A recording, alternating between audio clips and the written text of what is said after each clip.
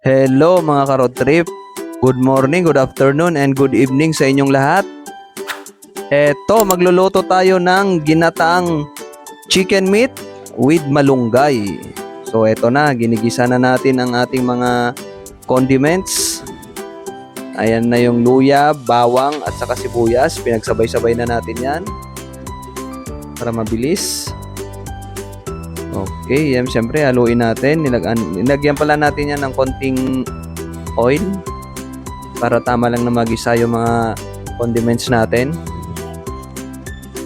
Ayan na, haluin lang natin yan hanggang maluto. Ito, ilagay na natin yung chicken. Ayan. Assorted po yan na part ng chicken. Isang buo pala yan. Isang buong chicken yan na binili natin sa supermarket. So ito, haluin natin yan. I-mix natin para maigisa siya. Para at least mabawasan man lang yung lansa. So lalagyan ko na ng paminta. Pamintang powderized po yan. Then haluin natin.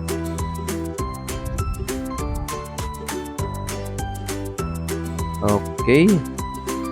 Ayan, haluin lang natin yan. Konting halo lang. Pero i-mix natin ng maayos.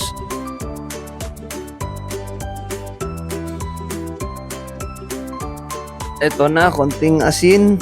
Lagyan lang natin ng konting asin. Magkaroon naman ng konting alat-alat lang konti.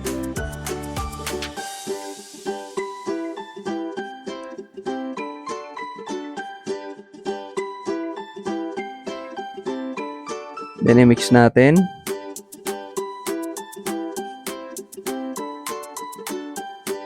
Ayan, yung nilalagay natin na luyang dilaw na powderized or turmeric. Yan po yan, yung binubudbud natin yan na kulay dilaw. Pantanggal lansa yan at pampasarap.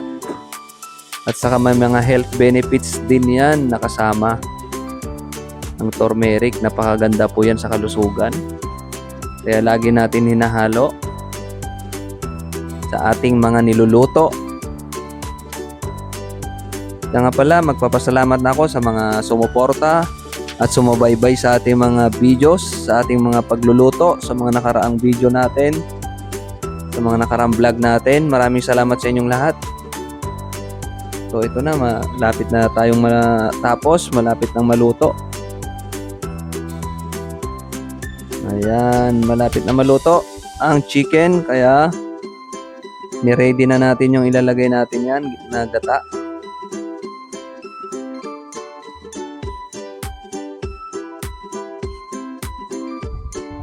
Ayan na, kumukulo na. So actually, more or less luto na yung chicken na yan, kaya ilalagay na natin itong gata na piniga pa natin kanina.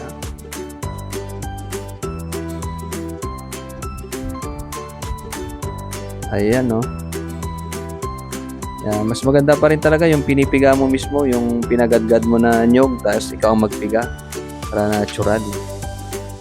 Hindi yung mga nabibili na nakasachet lang. So ito na, nilagyan na natin ng malunggay. Ito yung always na nakikita nyo na nilalagay natin, minimix natin sa mga niluluto natin, lalo na pag mga ganyang ginataan. Ginataan chicken with malunggay po yan. Marami rin sa ating bakuran, kaya hindi natin tip-tipirin ang paglagay. Lagay lang ng lagay. Napaka-healthy po yan. Dahon ng malunggay.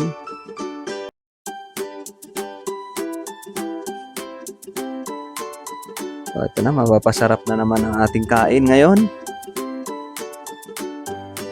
Ito pala ay ating pananghalian.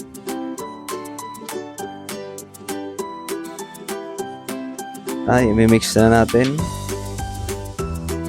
Yan na.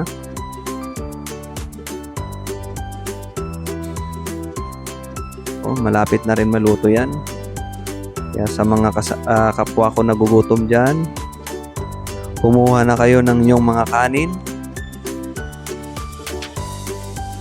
Kasi mapaparami taman tayo ng rice nito. masisira na naman ang ating diet.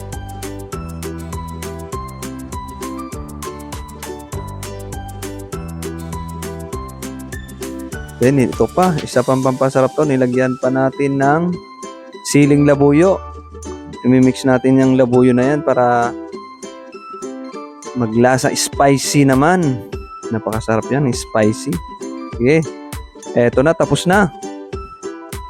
Ay, my lobo, ay ipagyanit, hindi ko kita, putok na pala, tayo nga pera mo, ang pili lobo, pakain sana, pili na lobo, putok